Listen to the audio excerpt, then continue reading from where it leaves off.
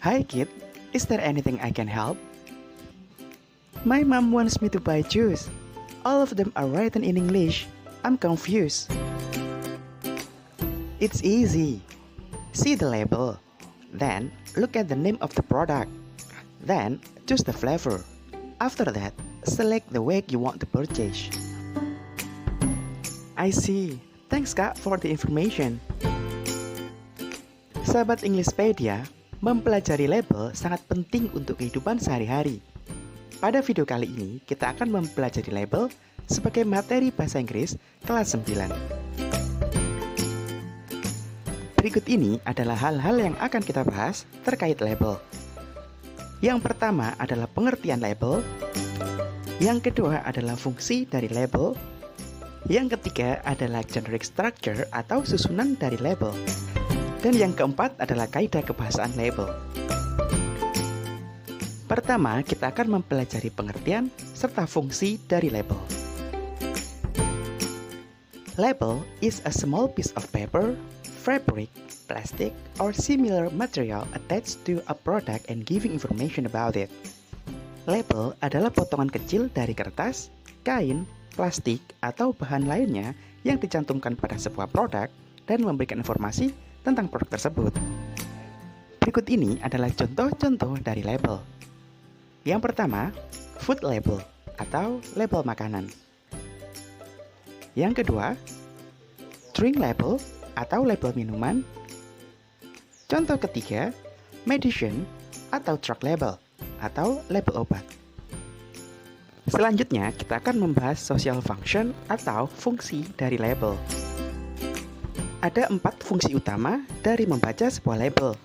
Yang pertama, to get detailed information about product, atau untuk mendapatkan informasi detail tentang produk yang kita beli. Yang kedua, to avoid harmful effect, untuk menghindari dampak-dampak yang negatif. Yang ketiga, to get the best result, untuk mendapatkan hasil terbaik dari apa yang mau kita beli. Dan yang terakhir, to choose healthy and safe product, untuk memilih produk yang aman dan sehat. Sahabat Englishpedia, itu adalah pengertian serta fungsi sosial dari label. Selanjutnya, kita akan mempelajari generic structure atau bagian-bagian dari label. Sahabat Englishpedia, di bagian ini kita akan mempelajari bagian-bagian dari label. Label memiliki beberapa bagian. Di antaranya adalah 1. Brand. Yang kedua, name of product. Ketiga, amount. Keempat, description. 5. Ingredients. 6. Direction to use. 7. Storage. 8. Expiration date. Selanjutnya, kita akan bahas masing-masing bagian secara terpisah. Bagian yang pertama adalah brand. Brand adalah merek dari sebuah produk. Brand biasanya dapat ditemukan di bagian paling atas dari sebuah label. Sementara contoh brand dari produk ini adalah Specialty. Kemudian, bagian yang kedua dari label adalah name of product. Name of product adalah jenis produk. Bagian ini biasanya ditemukan di bawah brand atau merek. Dalam contoh ini, name of product adalah juice. Kemudian, bagian yang ketiga adalah amount. Amount adalah net weight atau berat bersih. Bagian ini menunjukkan isi dari produk. Contoh dalam label ini adalah 64 fluid ounce or a half gallon or 1.89 liters. Bagian yang selanjutnya adalah description. Description adalah keterangan produk. Biasanya terletak di bawah nama produk. Contoh pada label ini adalah not from concentrate, no preservatives, no added sugar. Kemudian, bagian yang kelima adalah ingredients.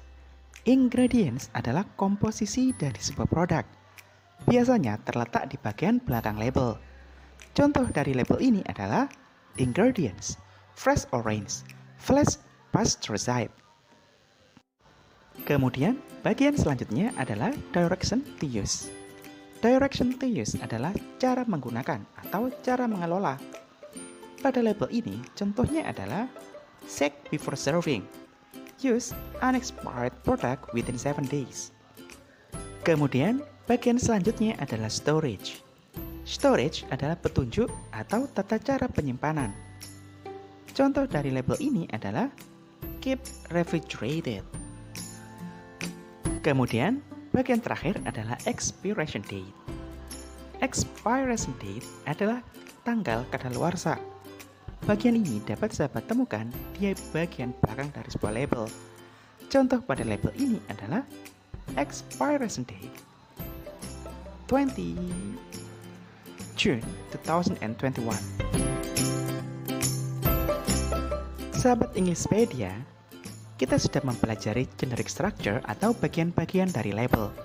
Di bagian ini kita akan mempelajari language feature atau ciri kebahasaan yang digunakan dalam menyusun label.